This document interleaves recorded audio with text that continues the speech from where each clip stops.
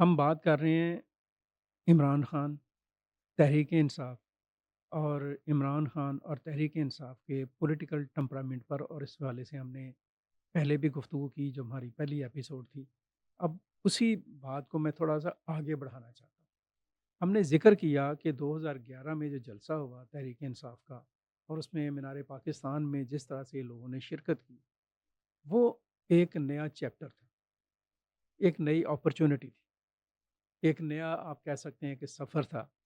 اور ایک نیا موقع تھا جو کہ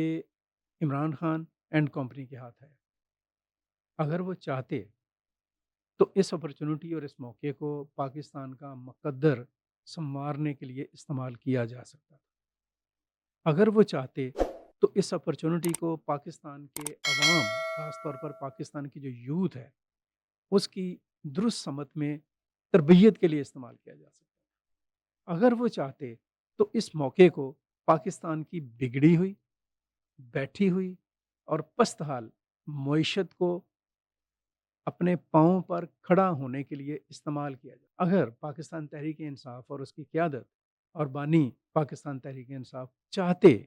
تو اس موقع کو استعمال کیا جا سکتا تھا پاکستان کے عالمی تشخص کو سر بلند کرنے کے لیے۔ اس موقع کو استعمال کیا جا سکتا تھا پاکستان کے جو دوست ممالک ہیں، جیسے چین ہے، جیسے سعودی عربیہ ہے، جیسے یو اے ای ہے، جیسے ایران ہے، یا دیگر ممالک ہیں، اور انٹرنیشنل کمیونٹی کے جو ملک ہیں، ان کے ساتھ اپنے تعلقات کو اگلے مرحلے میں، یعنی بہتر مرحلے میں لے جانے کے لیے استعمال کیا جا سکتا ہے۔ اس موقع کو استعمال کیا جا سکتا تھا پاکستان میں جمہوریت کو، جمہوری جو نارمز ہیں اور جمہوری جو اقدار اور روایات ہیں اور جمہوری جو اپروچ ہے، ایک ٹرو اپروچ جون سی ہے for the sake of people, اس کو ایک آپ کہہ لیں کہ ٹھیک شکل دینے میں اور ٹھیک سمت پر لے جانے کے لیے اس موقع کو استعمال کیا جا سکتا تھا۔ اس موقع کو پاکستان کے مفلوق الحال، پاکستان کے پسماندہ،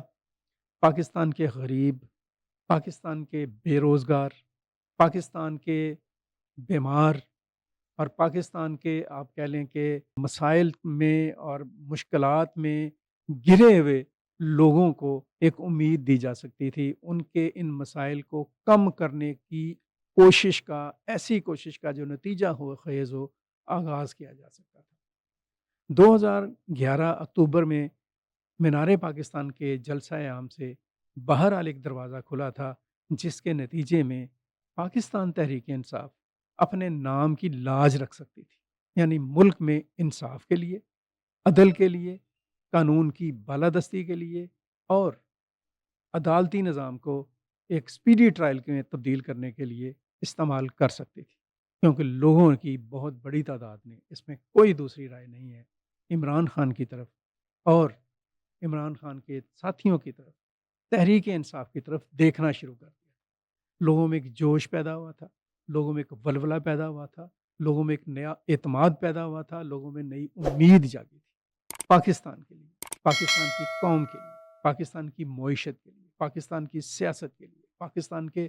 تشخص کے لیے، پاکستان کے عالمی وقار کے لیے، پاکستان کے داخلی مسائل کے حل کے لیے، پاکستان میں امن کے لیے، دہشت گردی کو ختم کرنے کے لیے۔ لیکن